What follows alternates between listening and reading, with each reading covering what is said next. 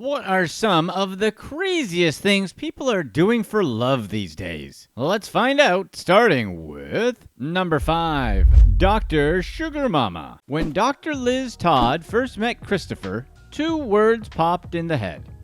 Perfectly normal. Except, he was anything but that. She was defrauded of over 160,000 pounds by him. Dr. Liz had no idea that the man she met on Plenty of Fish was a serial scammer with 133 previous fraud convictions and had been to jail 7 times. His real name is Christopher Haynes, but he was going by Chris Smith when they met. Dr. Liz was single since it seemed like all she did was work, so she signed up on Plenty of Fish.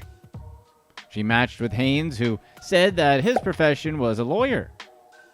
Liz found out that they had a lot in common when they started chatting over email, so eventually they decided to meet in person for coffee. The coffee date went really well, and Liz says she remembers feeling that he was pleasantly normal.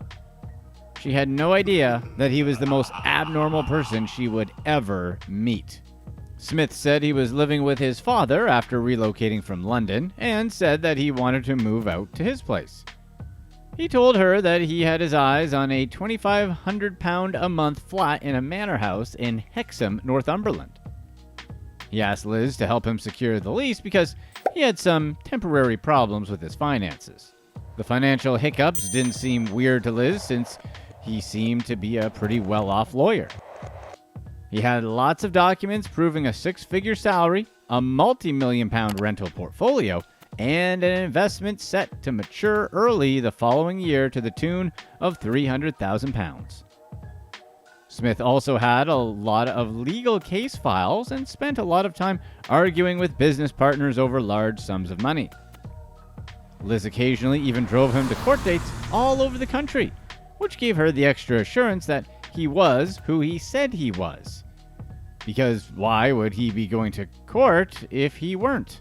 But those documents were all fake, and his phone calls weren't phone calls at all. Through all this, Liz continued to cough up more money for Smith's mounting expenses. He had builders and decorators renovate his flat and passed off all those expenses to Liz with the excuse that he had problems with his cash flow. Liz, on the other hand, went with all of this because she believed that she might eventually also move into the flat in the end. She believed it would be their future home, so didn't see anything wrong with investing in it. Smith always made sure not to directly ask Liz for cash, so she was only funding things like his lease and renovations, not giving him cash directly. After just 3 months, she loaned him roughly £50,000. Liz was so far gone that even when Smith confessed to her that he'd been in prison for bribery-related offenses, she believed him and trusted him even more. This is a trick that fraudsters like to play. Confess a little bit and get a lot of trust in return. But surprise, his confession contained a lie. Yes, Smith had been in prison, but it wasn't for bribery, it was for fraud. And the bills continued to pile up. Smith hired maids and didn't have the money to pay them, so Dr. Liz footed that bill as well. Smith wasn't only getting money from Dr. Liz, he'd also managed to get her mother to loan him £125,000 from her savings. She'd believed that she was helping him, and by extension her daughter, get through a tough financial situation. When Liz found out Smith actually went to her mom for money, she was outraged and confronted Smith about it. He said he was sorry and that he had just gone to her mom for the money because he didn't want to bother her. Despite this, Liz still believed that he would repay her and her mother. But that delusion was shattered when a builder working on Smith's home texted her a link to a newspaper article about Smith's former cons. Liz quickly found out that his real name wasn't Christopher Smith, but Christopher Haynes. This discovery left her heartbroken and totally disillusioned with the relationship.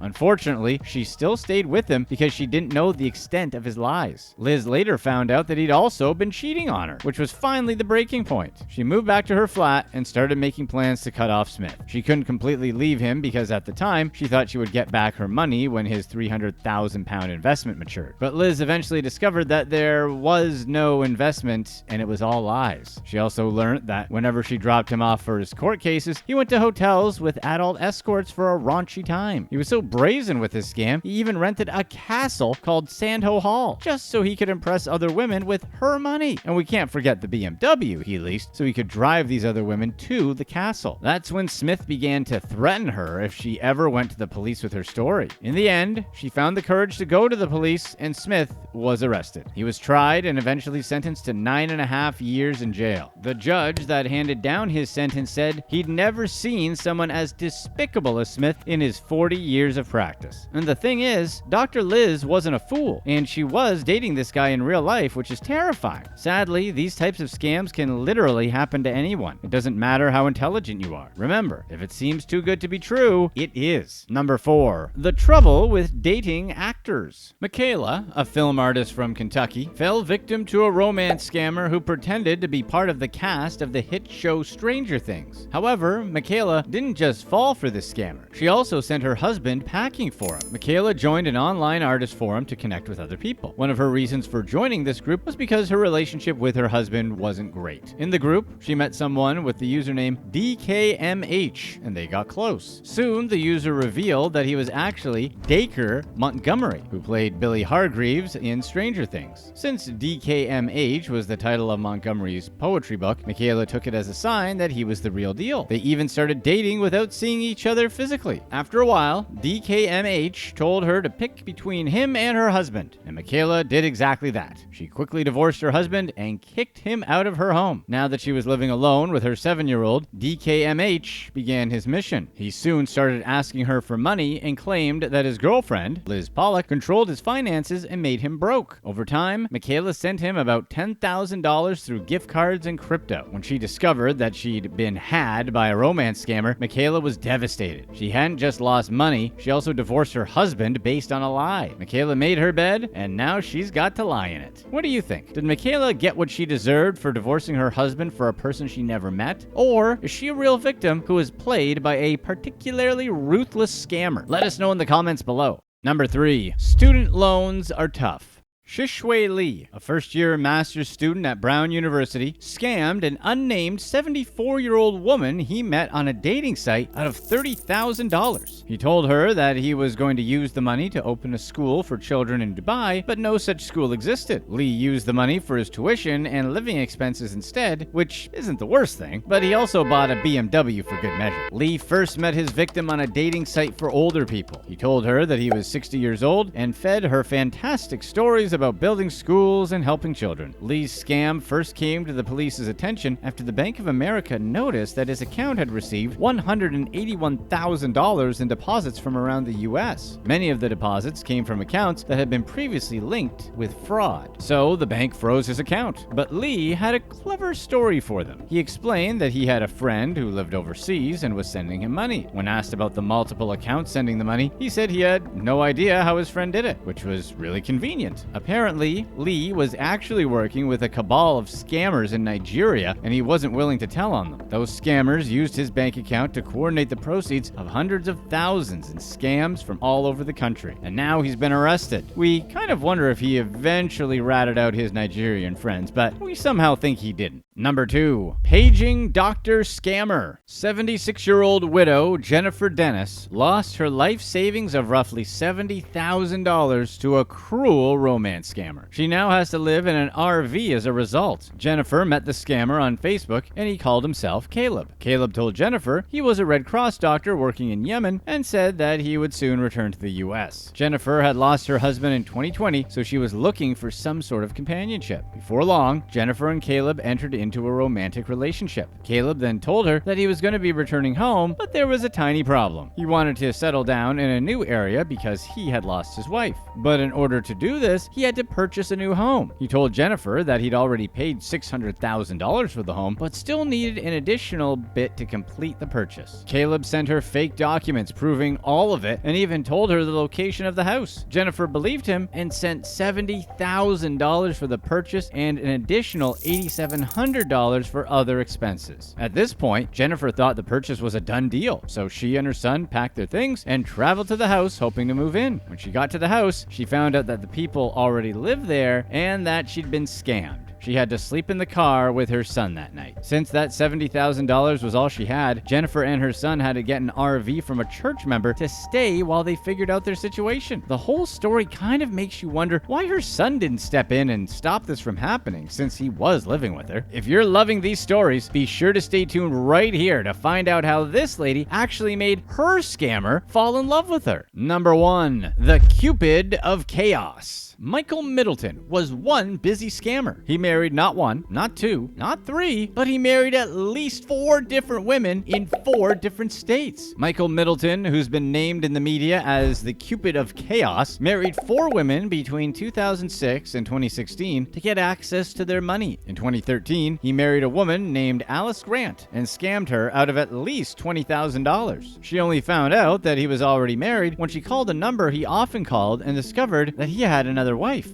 That's when Michael's secrets began to unravel. Grant contacted the police about Michael and accused him of fraud, amongst other things. But even that wasn't enough to nail him down. He ran away and very soon got married again to another woman named Ashley Clymer in another state. Clymer is a developmentally challenged woman, and she married Michael only 1 month after knowing him. Soon Clymer got pregnant for him and gave birth. But the Cupid of Chaos didn't feel like raising the child. So instead, he decided to forge the signature of his present wife, Clymer, and use it to put up their child with her for adoption without her knowledge. While all of this was happening with Clymer, Middleton's other wife, Alice Grant, was still looking for him so that she could get their marriage annulled. Alice didn't find him, but she did find 2 other women that Grant had gotten married to. The 3 women went to the authorities, and Michael's legal troubles began. At this point, he was still stringing Clymer along, and she said he made her stay in horrible motels as she traveled the country with him. When Clymer found out that her supposed husband had gotten married to 3 other women, she was hurt and decided to join forces with the other women to bring him down. Michael was eventually arrested and charged with multiple counts of bigamy, to which he pled guilty. The judge then handed down a 12-month suspended sentence, which seems a little light, considering he tried to adopt out a child without the mom's consent.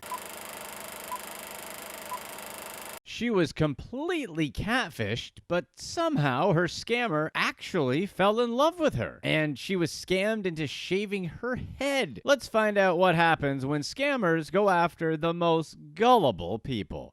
Number 5. Catfished.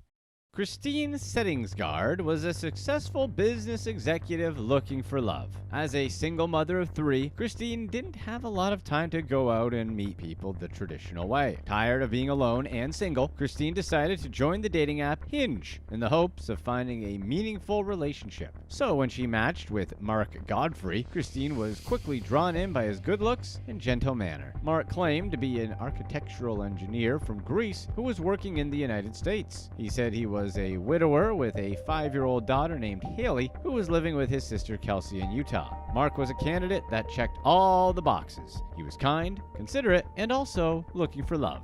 As their relationship developed, their conversations moved off of Hinge. Mark would regularly text, call, and even wrote Christine a love poem. He seemed like the perfect match. Mark had an accent Christine thought was hard to place, but sounded European, and he strangely never video called her, but he was charming, cared about her interests, and even took an interest in the peonies in her garden. It's easy to overlook a bunch of red lights when you're so desperate for greens. After 6 weeks of talking, Mark asked Christine to help transferring some money to his sister and daughter who lived in Utah. Christine said she would, but before doing so, she asked Mark for some type of ID. She trusted him, but she wasn't stupid. Mark complied without issue, immediately sending over his California driver's license, so Christine transferred the $500. Demonstrating that he's trustworthy, Mark quickly paid her back. Mark traveled a lot for work, so they couldn't meet yet, but Christine was patient. She knew eventually they would be together and everything would be perfect. Mark was even making plans to whisk her away on whirlwind vacations, and Christine was walking on air. But then, Mark asked Christine to do something bigger, deposit an $85,000 check into her bank account and wire $82,000 to his sister in Utah. Mark said he couldn't access his bank account from where he was working, so he needed her help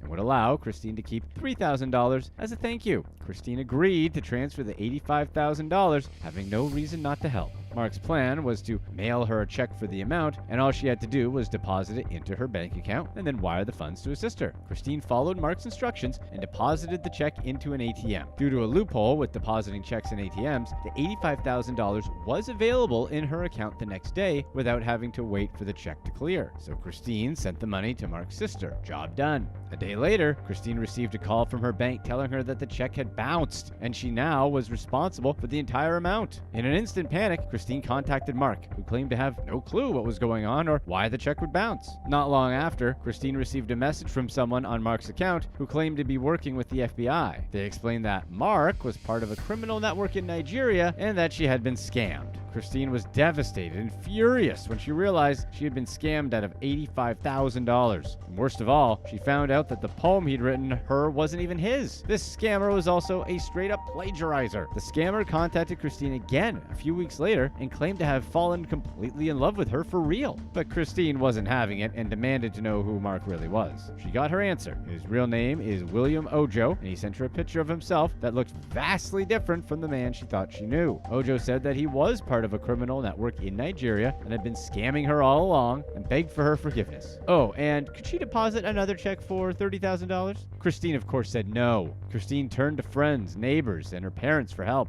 It wasn't until she went public with her story that her bank agreed to wipe her debt. Her bank would have happily left Christine almost $85,000 in the hole if it wasn't for all the potential bad press. Even then, she was still left with over $5,000 in phone bills from the scammer's expensive international calls, which her phone company refused to waive. This romance nearly left Christine broke in more ways than one. Number 4. Broke Bruno Mars? Bruno Mars is one of the most successful musicians today, with 11 Grammy Awards and countless hits under his belt. But it seems like even world-famous pop stars like Bruno Mars can fall on hard times financially. Despite his success, Mars is currently in the middle of a concert tour, and according to reports, he's struggling to cover the expenses. In an effort to raise the money he needs and make ends meet, Mars has turned to his new girlfriend, a Texan retiree, for help. Luckily for music fans everywhere, she has agreed to provide financial assistance.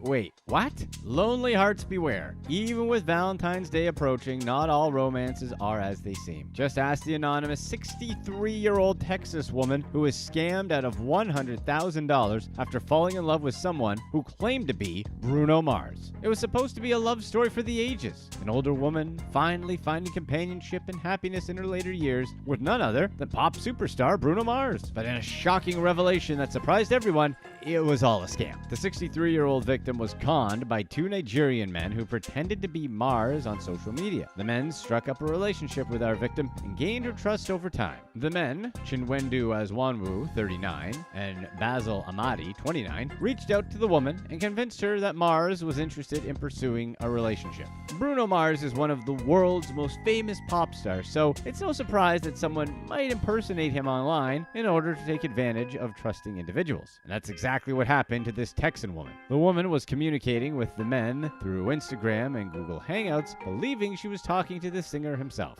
Apparently, Mars was interested in pursuing a relationship with her and that he was going to retire from his concert tour in order to be with her. The woman eventually agreed to help Mars cover his touring expenses by depositing $100,000 into bank accounts controlled by the scammers. The names on the accounts may have sounded strangely Nigerian, but true artists are eccentric, right? Chinwendu Azwanwu and Basil Amadi are now facing charges of money laundering. If convicted, they could each spend up to 10 years in prison. This 24-karat tragic story is a reminder that not all relationships formed online are genuine, and that it's important to be cautious when sharing personal information or financial resources with someone you've never met in person. Unfortunately, even the cautious get caught.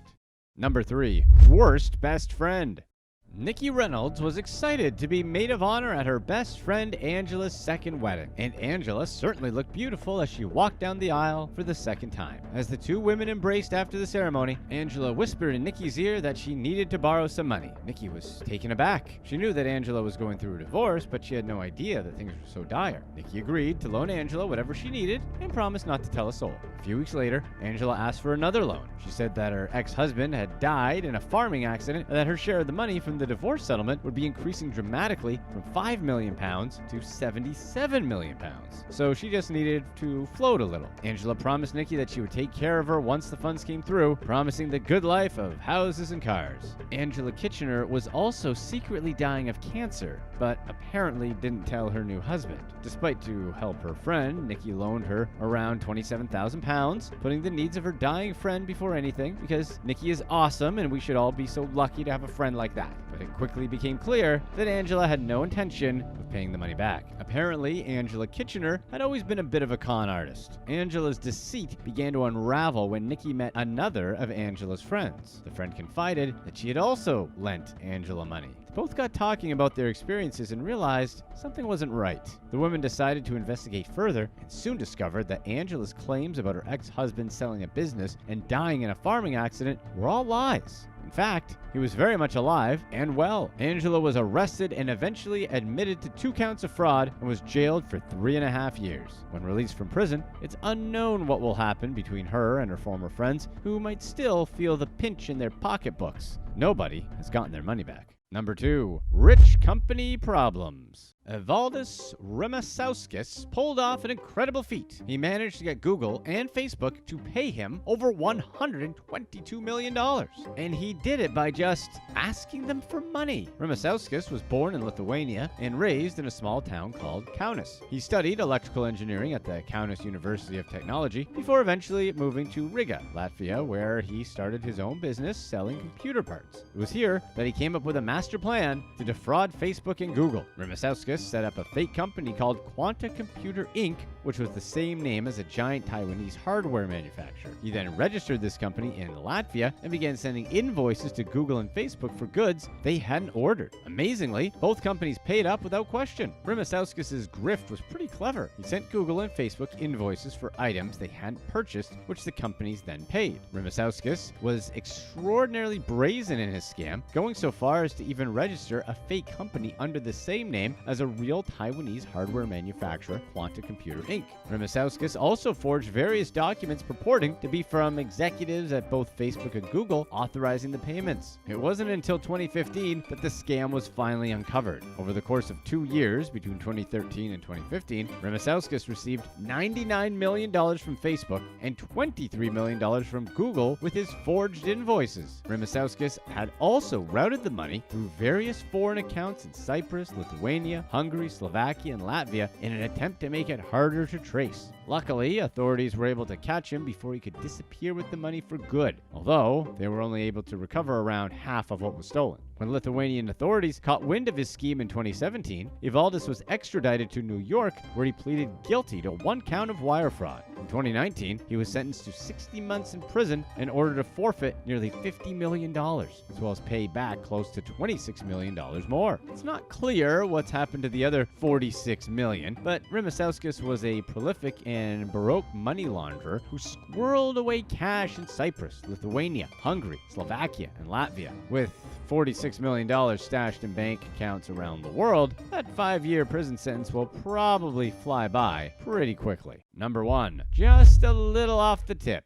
Megan Randolph was sitting at home, scrolling through her phone, when she got a text from a number she didn't recognize. The person on the other end, who identified herself as Ashley, said that she'd been referred to Megan and that Redken Beauty Products was looking for someone to shave their head and eyebrows in a video tutorial. Ashley promised it would be quick and easy money with no risk involved. Just send a video of herself doing it, and she'd be paid handsomely for her trouble. Megan Randolph, a former model, was now out of work and struggling to pay the bills. So when she received a text from someone claiming they could help her make some quick cash, she was intrigued. Megan was reasonably skeptical, but the caller seemed legitimate. They knew who she was and had even checked out her work as a model beforehand. Redken does have a popular campaign offering tutorials on how to style and handle hair at home, so that only added to the offer's authenticity. Knowing this, shaving all your hair clean off is a big ask, so Megan decided to investigate the phone number to be sure. It appeared to be registered to Redken, so she called it and left a voicemail asking about the offer. After receiving a call back from what sounded like a legitimate business line, Megan decided to go ahead with the offer. After all, what did she have to lose? Besides, like all of her hair, her eyebrows. So on Friday, with her husband Jake filming, she shaved off all her hair and sent off the video as requested. As soon as the video was sent, Ashley pulled a Kaiser Sose from the usual suspects and vanished like a puff of smoke. Within minutes, the phone number was no longer in service, and Megan's new, shiny white head turned red. The job offer had included a free wig and semi-permanent eyebrow makeup for Megan following the video submission process, but all she was left with was her bare skin and regrets. In the meantime, Jake had set up a GoFundMe page to help raise money for a wig and eyebrows for Megan. Fortunately, all Megan lost was her hair and some pride. Click to watch one of these next videos. Let us know in the comments section what you'd rather pick. No air conditioning at your house for 2 years or no dating for a year.